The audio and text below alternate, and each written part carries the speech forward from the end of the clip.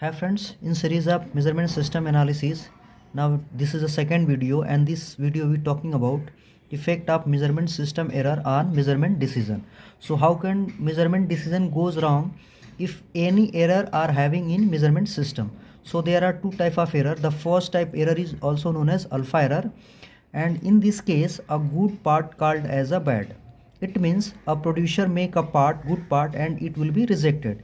It means it is also known as producer risk or false alarm.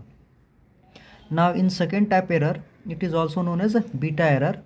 It means a bad part called as a good. It means a bad part accepted as a good. So this is known as consumer risk also and misread also.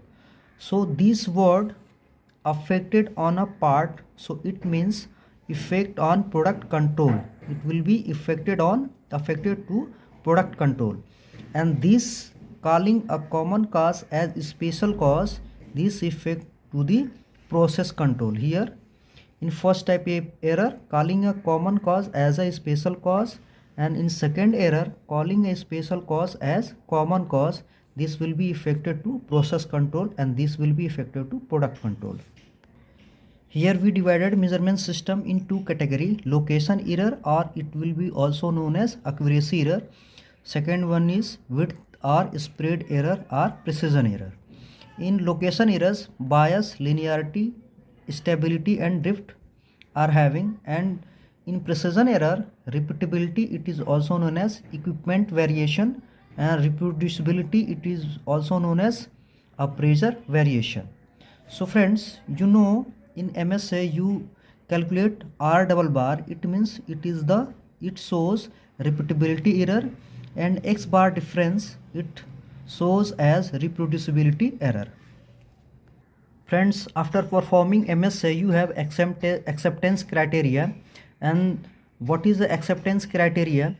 In acceptance criteria of GRR, the first case is GRR is less than or equal to 10%. Then here MSA is accepted, no measure significance of NDC.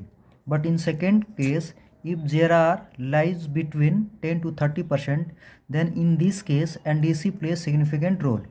You must check GRR as well as NDC values to accept this.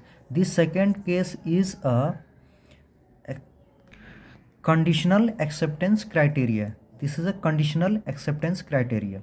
Now the third one is if GRR is greater than 30%, then here GRR MSA is rejected.